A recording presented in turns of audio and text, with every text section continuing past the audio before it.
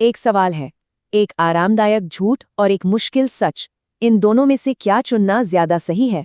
चलिए आज एक कहानी के जरिए इस सवाल का जवाब ढूंढने की कोशिश करते हैं।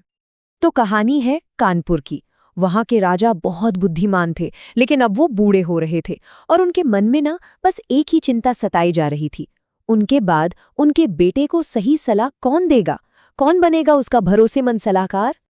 तो बस राजा ने ठान लिया कि वो एक ऐसा सलाहकार ढूंढ कर ही रहेंगे जो पूरी तरह ईमानदार हो। पर सवाल ये था कि ये होगा कैसे? आइए देखते हैं। देखिए, राजा को ये अच्छी तरह पता था कि उनका जो दरबार है ना, वो चापलूसों से भरा पड़ा है। तो उन्होंने सच और झूठ को, कह सकते हैं, दूध का दूध और पानी का पानी करने के लिए एक बहुत ही अनोखी परीक्षा तैयार की। तो क्या थी राजा की योजना? उन्होंने ऐसा क्या पूछ लिया, ऐसा कौन सा मुश्किल सवाल दागा कि पूरा का पूरा दरबार हिल गया? राजा ने अपनी सभी दरबारियों को इकट्ठा किया और उनसे बस एक सीधा सा सवाल पूछा, क्या मैं एक बुद्धिमान और ईमानदार राजा हूं? सोचिए, एक ऐसा सवाल जिसका जवाब देना किसी के लिए भी आसान नहीं था। और हुआ भी वही जिसकी राजा को उम्मीद थी। मानो चापलूसी की बाढ़ ही आ गई हो। हर दरबारी एक दूसरे से बढ़कर राजा की तारीफों के पुल बांधने लगा।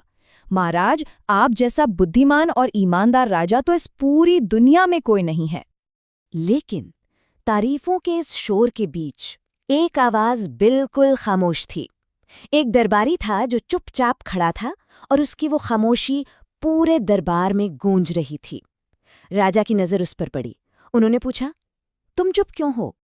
बाकी सब दरबारियों से अलग उस आदमी ने सच बोलने की हिम्मत दिखाई। उसने कहा, महाराज, आपसे भी महान राजा हुए हैं जो बुद्धिमानी और ईमानदारी में आपसे कई बढ़कर थे। ये एक ऐसा सच था जिसे सुनने की हिम्मत शायद ही किसी में थी। राजा ने उस दरबारी की बात बड़े ध्यान से सुनी और फिर एक बहुत ही रहस्यमयी इनाम की घोषणा कर दी। आखिर क्या था ये इनाम? पता है राजा ने क्या किया? उन्होंने हर दरबारी को एक हीरा दिया। हाँ, उस सच बोलने वाले को भी। किसी को कुछ समझ नहीं आ रहा था कि राजा के दिमाग में आखिर चल क्या रहा है। ये परीक्षा का कोई हिस्सा था या फिर सच में कोई इनाम?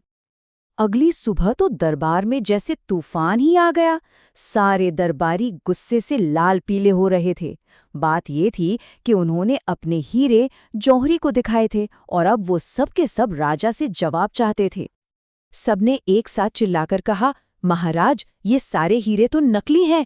आपने हमारे साथ ऐसा धोखा क्यों किया? बस अब राजा की असली योजना सामने आने वाली थी। चारों तरफ इतना हंगामा और इन सब के बीच राजा बिल्कुल शांत बैठे रहे। उनके चेहरे पर एक हल्की सी मुस्कान थी। वो जानते थे कि अब सबको सबक सिखाने का सही वक्त आ गया है। तो फिर इस कहानी का असली सबक क्या था और उस ईमानदारी का असली इनाम क्या मिला?